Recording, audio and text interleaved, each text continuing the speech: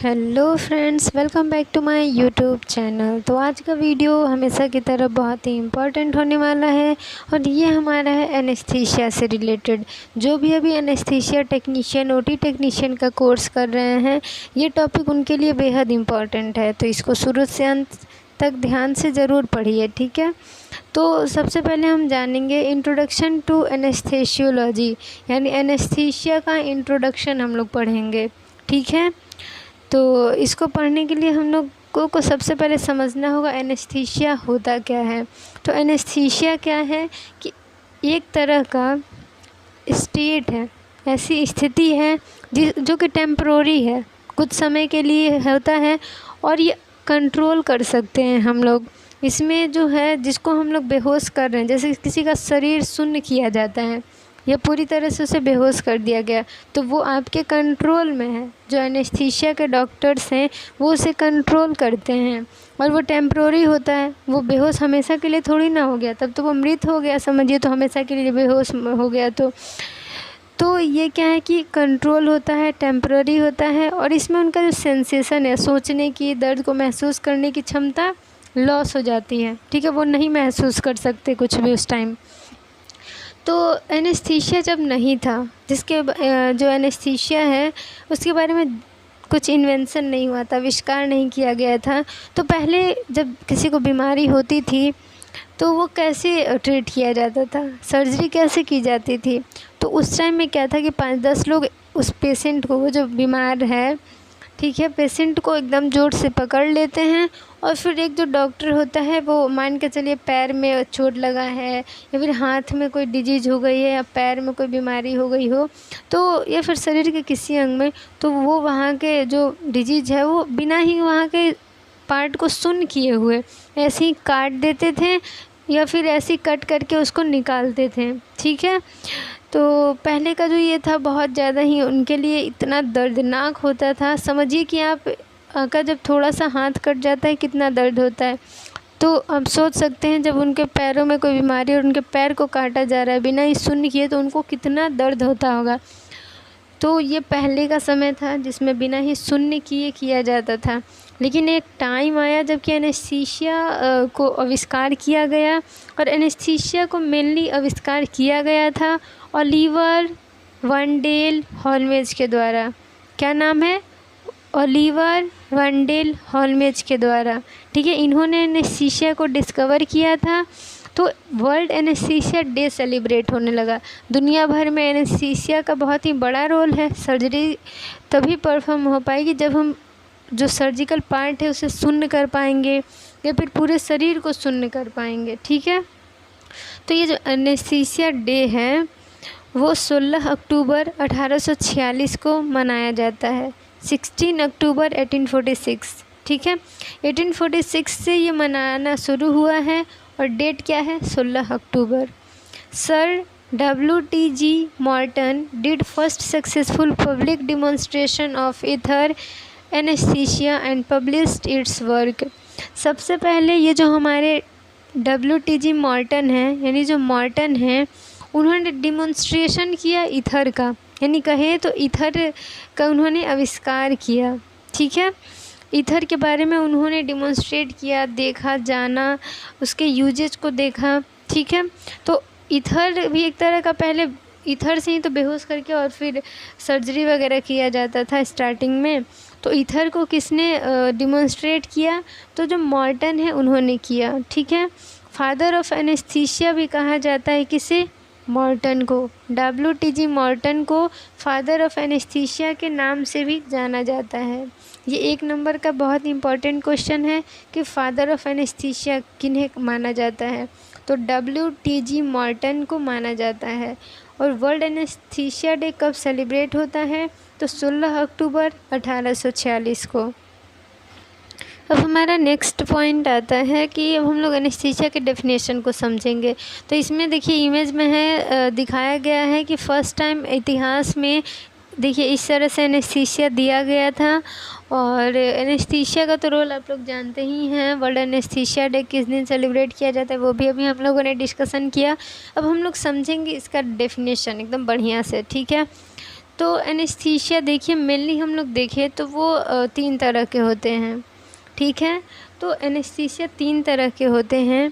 तो वो 3 टाइप कौन कौन से हैं तो उसको भी हम लोग देखेंगे। तो पहला टाइप है लोकल एनेस्थीसिया, दूसरा है रीजनल एनेस्थीसिया, तीसरा है जनरल एनेस्थीसिया। जो लोकल एनेस्थीसिया है वो लोकलाइज्ड एरिया को शून्य करने के लिए यूज किया जाता है, ठीक है। ये भी 2 टाइप के होते हैं, टॉपिकल और इनफिल्ट्रेशन। रीजनल एनेस्थीसिया जो हैं वो मेनली 4 तरह के होते हैं और उसमें जो मेन है वो 2 है, एपिड्यूरल और स्पाइनल एनेस्थीसिया, ये दोनों मेन हैं। और तीसरा है हमारा प्लेक्सस ब्लॉक या गैंग्लियन ब्लॉक, चौथा है पेरिफेरल नर्व ब्लॉक। उसके बाद हमारा सबसे बेहद इम्पॉर्टेंट जो है वो है जनरल एनेस्थीसिया।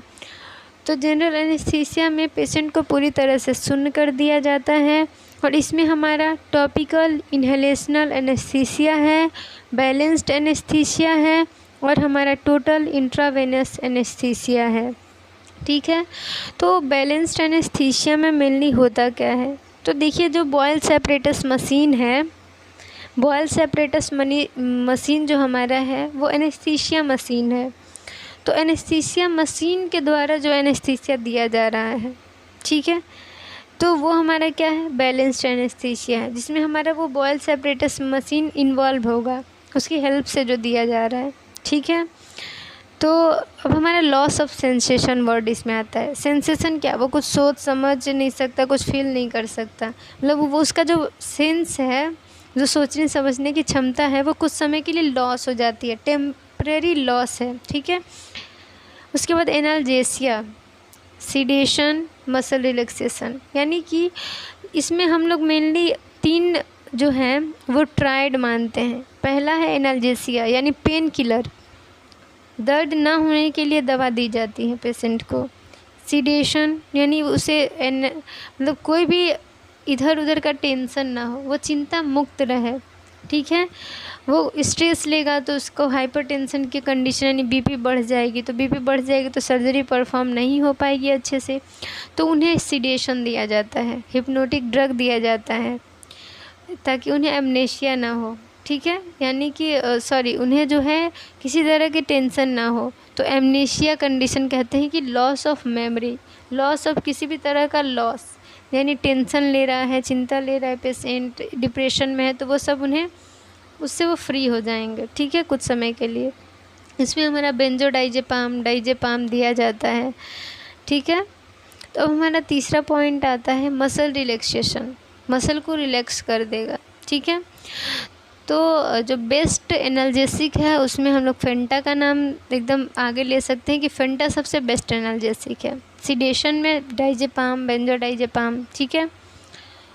और फिर हमारा देखिए अगर देखें तो जो हमारा मसल रिलैक्सेंट है ड्रग उसका नाम एस्कोलिन, वैक्यूरोनियम सबसे बेस्ट है। और जो हिप्नोटिक ड्रग है उसका तो मैंने बताया डाइजेपाम, बेंजोडाइजेपाम, मेडाजोलम, ये सब। इसके बाद हम लोग यहाँ समझेंगे जनरल एनेस्थीसिया क्या होता है, इसमें क्या क्या किया जाता है। तो सबसे पहले इंडक्शन वर्ड को हम लोगों को समझना होगा।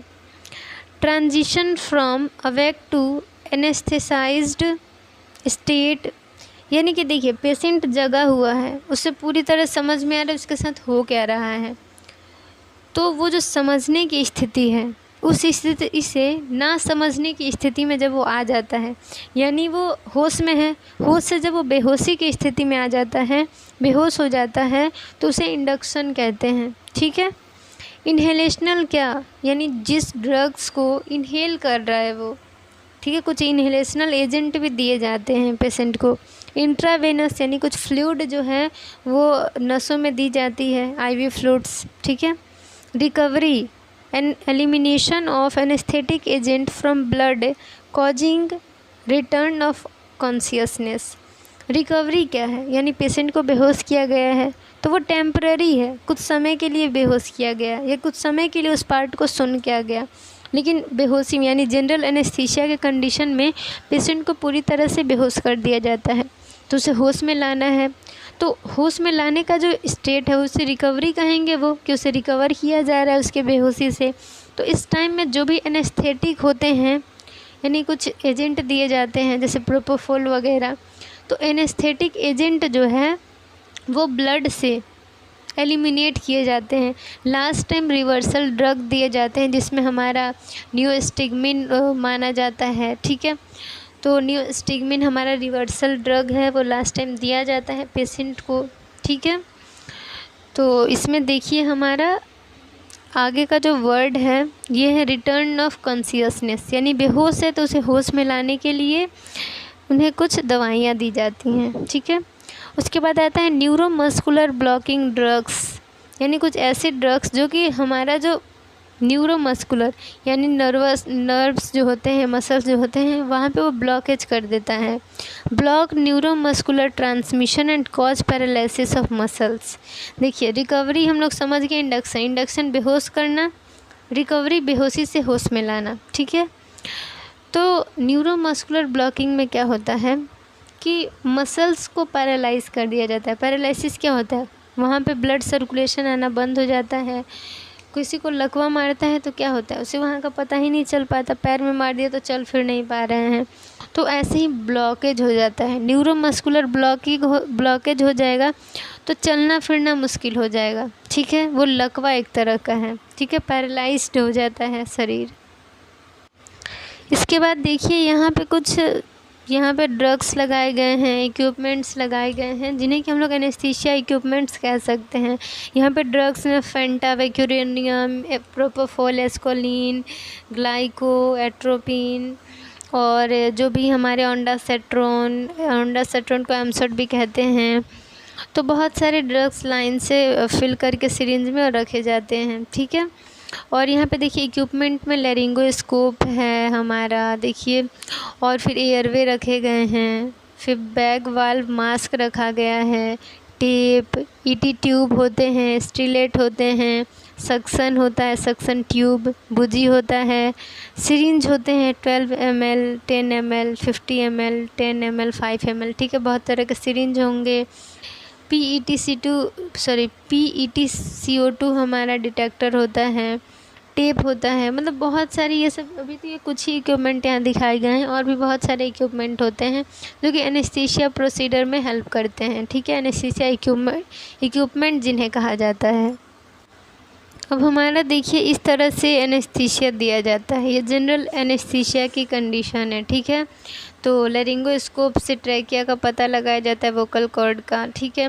फिर वहाँ से इंसर्ट कर दिया जाता है ईटी ट्यूब या फिर आर्मर ट्यूब, और फिर वेंटिलेटर को फिक्स कर दिया जाता है, ठीक है। तो देखिए इंडोट्रैकियल इंट्यूबेशन क्या होता है। इंडोट्रैकियल इंट्यूबेशन में हमारा क्या होता है कि इंट्यूबेट किया जाता है पेशेंट को। ईटी ट्यूब इंसर्शन का जो प्रोसीजर है उसे इंडोट्रैकियल इंट्यूबेशन कहते हैं। Placement of a flexible plastic tube into the trachea यानी विंड पाइप में to maintain an open airway. देखिए हमारा जो एयरवे है, अगर वहाँ से हम लोग सांस ले रहे हैं, छोड़ रहे हैं, कुछ भी प्रोसेस कर रहे हैं, ठीक है, रेस्पिरेशन का, तो उसमें अगर हमारा एयरवे ओपन नहीं रहेगा तो वो सब ऑब्स्ट्रक्शन हो जाएंगे, बाधाएं आएंगे, हमारे सांस लेने में हमें दिक्कत होगी। तो जब पेशेंट बेहोश होगा तो वो खुद से सांस कैसे लेगा। इसी के लिए यहाँ पे देखिए ईटी ट्यूब डाला जाता है हमारे विंड पाइप में, ट्रैकिया में। वो फ्लेक्सिबल प्लास्टिक ट्यूब होता है, प्लास्टिक से बना फ्लेक्सिबल सा ट्यूब होता है। It is connected via various circuits to anaesthesia machine to deliver oxygen and inhalational anaesthetic agents to patient. देखिए पेशेंट को बेहोश करने के लिए वेपोराइजर्स दिए जाते हैं जो कि इनहेलेशनल एजेंट होते हैं, कुछ गैसेस दी जाती हैं जिससे कि उनका शरीर मेंटेन रहे, उनको ऑक्सीजन दिया जाता है। और यहाँ पे बेन सर्किट, वेंटिलेटर सर्किट होते हैं जो कि कनेक्ट किए जाते हैं पेशेंट के ईटी ट्यूब से, और ईटी ट्यूब उनके एयरवे में रहता है, यानी गले में पड़ा रहता है, ठीक है। तो एयरवे में जो हमारा ईटी ट्यूब है वो कनेक्ट रहेगा किससे, बेन सर्किट या फिर वेंटिलेटर सर्किट से, और ये सर्किट हमारा एनेस्थीसिया मशीन से कनेक्टेड रहेगा। तो एनेस्थीसिया मशीन में जो भी हमारा O2 N2O सिलेंडर होता है, जो भी ज़रूरत होगा वो वहाँ से पास होगा और पेशेंट के बॉडी में आएगा, ठीक है। और जो भी एजेंट है इनहेलेशनल एजेंट, जिसमें सिवोफ्लुरेन, आइसोफ्लुरेन, डेस्फ्लुरेन, जो कंफर्टेबल होता है वो एनेस्थेसियोलॉजिस्ट, एनेस्थीसिया के डॉक्टर्स होते हैं, वो डिलीवर करते हैं, ठीक है, पेशेंट की बेहोशी को मेंटेन करने के लिए।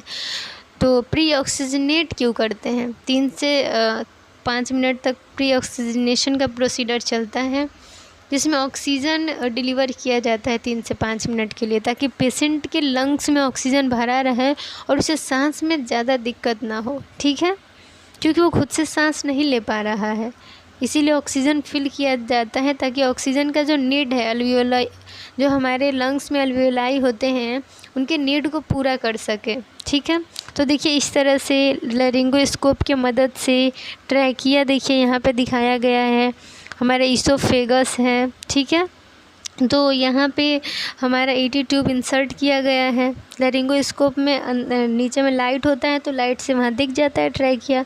तो ट्रैकिया में ईटी ट्यूब जो फ्लेक्सिबल प्लास्टिक ट्यूब है उसे इंसर्ट किया जाता है, और फिर यहाँ पे 20 ml के सिरिंज से फिर उसे वहाँ का जो बैलून की तरह होता है, फिर वहाँ पे एयर भर के और फिर उसे फुला दिया जाता है।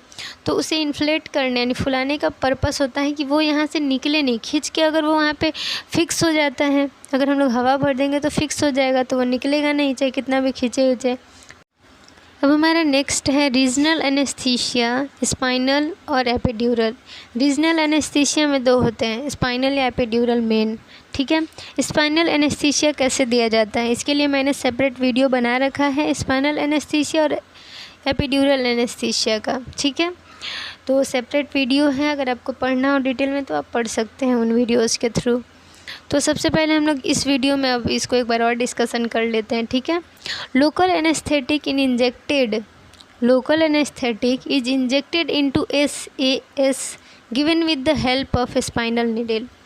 स्पाइनल नीडल मैंने दिखाया था किस किस कलर के होते हैं, और इनका जो थिकनेस है इनके कलर कोड के अकॉर्डिंग फिक्स होते हैं। ठीक है, जैसे जैसा कलर रहेगा उसके अकॉर्डिंग थिकनेस रहेगा, उसका गॉज, नीडल का गॉज डिसाइडेड होगा। ठीक है, तो स्पाइनल नीडल जो है वो सब एरेक्नोइड स्पेस SAS सब एरेक्नोइड स्पेस में हमारा स्पाइनल नीडल के थ्रू यहाँ पे इन्हें क्या किया जाता है, दवा दी जाती है, जिसमें हमारा फेंटा और एनाविन हैवी मोस्टली दिया जाता है। ठीक है, लोअर एब्डोमिनल रीजन का जब सर्जरी होता है तो यही यूज किया जाता है मेनली। अगर आपका LSCS यानी डिलीवरी वगैरह हो रहा है तो ऑपरेशन से जो डिलीवरी होती है उसमें LSCS में मेनली यही स्पाइनल एनेस्थीसिया दिया जाता है।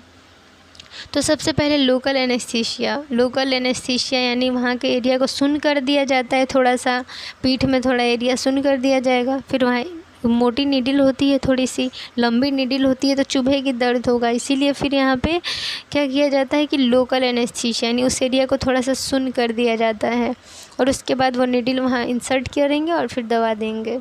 ठीक है, तो नीचे का जो रीजन है वो सुन हो जाएगा। अब हमारा आता है next epidural anaesthesia. Local anaesthesia is injected into epidural space given with the help of epidural needle. Epidural का सेट मैंने दिखाया था एपिड्यूरल वाले वीडियो में, तो आप उसमें जाके डिटेल में इसे पढ़ सकते हैं।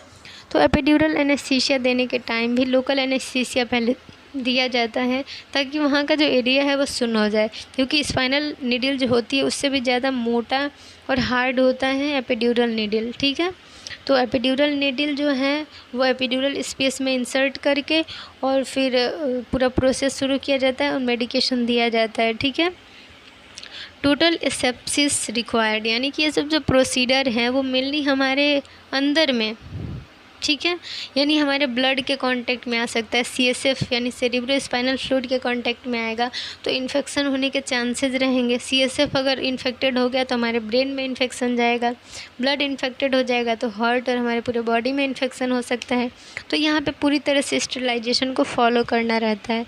तो एपिड्यूरल एनेस्थीसिया एपिड्यूरल स्पेस में दिया जाता है पोस्ट ऑपरेटिव पेन को कम करने के लिए, मेनली पोस्ट ऑपरेटिव पेन को कम करने के लिए ही दिया जाता है ये।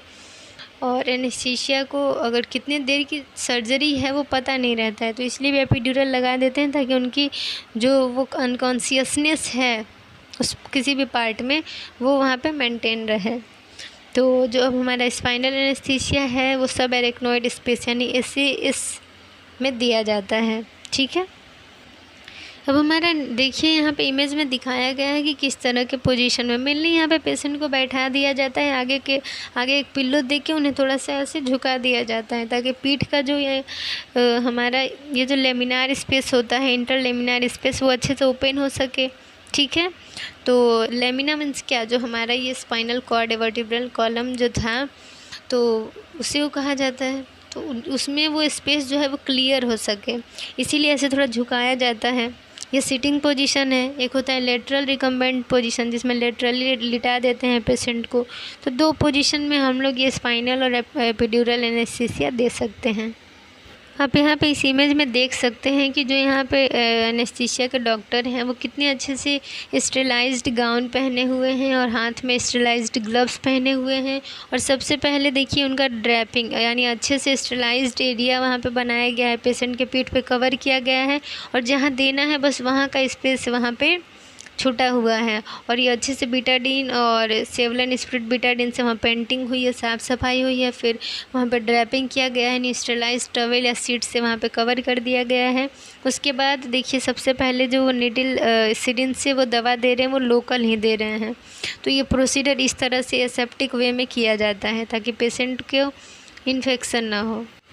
तो देखिए यहाँ पे एपिड्यूरल एनेस्थीसिया देने के लिए जो एपिड्यूरल सेट होता है वो है, ठीक है, जिसमें LOR है, एपिड्यूरल कैथेटर है, एपिड्यूरल निडिल है, LOR सिरिंज आपने देखा है यहाँ पे कितना अच्छा सा है सिरिंज, कुछ अलग ही तरह का ये सिरिंज है। फिर यहाँ पे नाइफ़ है और फिर देखिए यहाँ पे एडेप्टर है, ल्योर लॉक है, फिल्टर है, ठीक है, फिक्सर होता है, वो सब है। टेगाडर्म भी होता है वो लास्ट में फिक्स करने के लिए।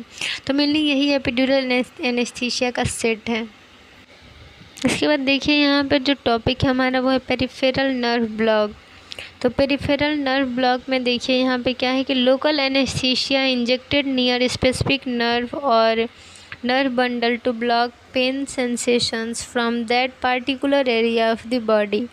यानी किसी भी पार्टिकुलर एरिया में, मान के चलिए आपके पैर में दिक्कत हो रहा है तो वहाँ का जो नर्व है वहाँ पे लोकल एनेस्थीसिया दे दिया जाता है उसके पास में, और फिर वहाँ के जो पेन सेंसेशन है वो ख़त्म करने के लिए वहाँ के नर्व में आपको क्या होता है कि दवा इंजेक्ट कर दिया जाता है। तो इस तरह से आपको वहाँ पे सेंसेशन नहीं होता है, दर्द का पता नहीं चलता है। तो पेरिफेरल नर्व ब्लॉक यानी नर्व को ब्लॉक कर दिया जाता है दवा देके। इसके बाद देखिए लोकल एनेस्थीसिया यहाँ पे दिखाया गया है। Local anaesthetic drug is infiltrated into the skin और applied over skin to cause temporary loss of sensation in that particular area of the body. मैंने आप लोगों को बताया था कि लोकल एनेस्थीसिया क्यों दिया जाता है, तो पार्टिकुलर एरिया यानी जिस एरिया में सर्जरी हो रही है उसी एरिया को बस सुन्न किया जाता है। तो ये टेम्प्रोरी लॉस है यानी परमानेंट तो है नहीं कि आपको हमेशा के लिए वहाँ पे दर्द नहीं होगा, वहाँ पे बस कुछ समय के लिए, बस वो जब तक प्रोसीजर हो रहा है, जब तक आपकी सर्जरी हो रही है तो उसी टाइम तक आपको वहाँ का एरिया सुन्न कर दिया जाता है। ठीक है, तो ये स्किन में ही अप्लाई करते हैं, ठीक है, स्किन में ही लगाते हैं, अंदर लगाते हैं जहाँ पे आपका सर्जरी परफॉर्म किया जा रहा है। छोटी छोटी सर्जरीज ही होती हैं मेनली लोकल एनेस्थीसिया में, जैसे कोई लंप वगैरह, सिस्ट वगैरह हो गया, या फिर अगर जो आपका गिल्टी वगैरह हो जाता है तो वो भी लोकल में ही देकर कर दिया जाता है। तो इस तरह से ये जो हमारा छोटा सा वीडियो था वो आई होप आप लोग के लिए बहुत ज़्यादा ही हेल्पफुल होगा, क्योंकि एनेस्थीसिया के बारे में समझना बहुत ज़्यादा ही ज़रूरी है अगर आप OT में काम कर रहे हो तो इसी तरह से अब मिलते हैं नेक्स्ट वीडियो में नेक्स्ट डे। तो thank you for watching my video. ऐसे ही मेरे चैनल को सपोर्ट करते रहिए और अपना प्यार देते रहिए। धन्यवाद।